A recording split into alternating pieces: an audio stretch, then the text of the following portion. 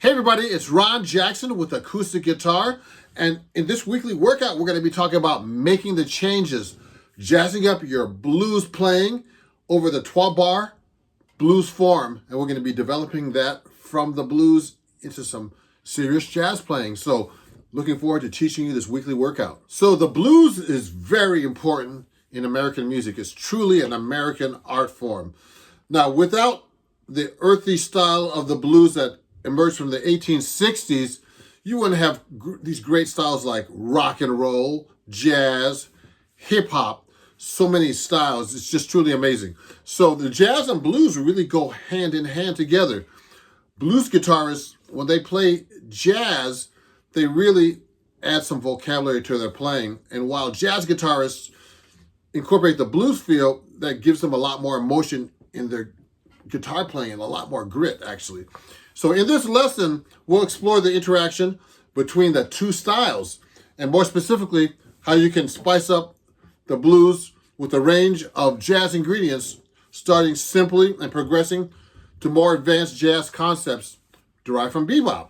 These examples are based on the 12-bar blues form that are common to jazz and the blues.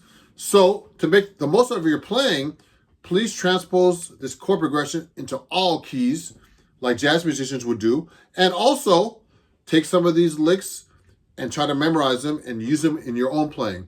So let's get started and let's have some fun with this weekly workout on the blues going to jazz.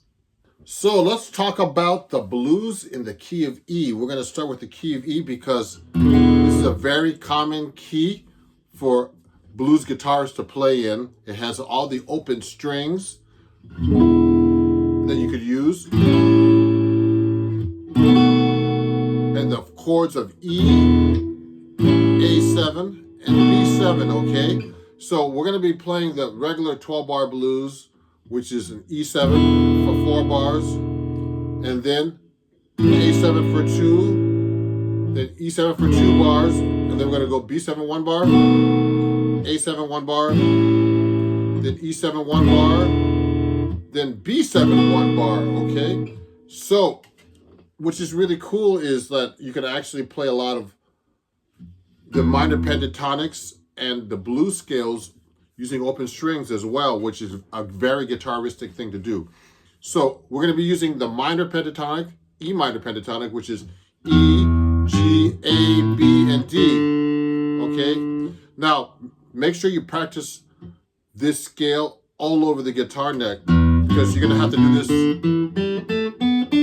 in jazz everywhere, all your scales.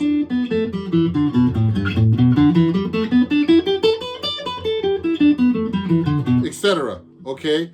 And you have to be able to play this in all keys as well, and be able to actually modify these scales with all the positions that you possibly can. So, another scale we're going to be using too is the E blues scale, which is just one extra note,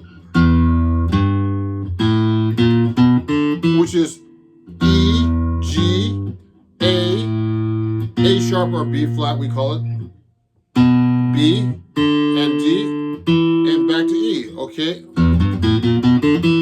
So in this exercise, we're going to be using those two scales in eighth notes, as well as triplets, which are 3 notes per beat.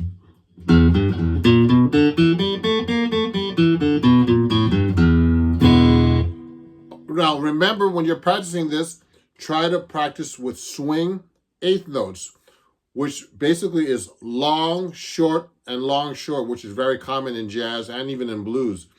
So in classical, they tend to play the notes straight like this. These are all the same equal eighth note, but if you're playing jazz and blues, most of the time it's long, short, long, short, long, short, long, short. So here's week 1. I'm going to be playing week 1, blues in E, with the metronome set to 70 on the quarter note, like this. 3, 4, 1, 2, etc. So you should be practicing at a tempo that you feel comfortable with. And let's play this right now, example number 1.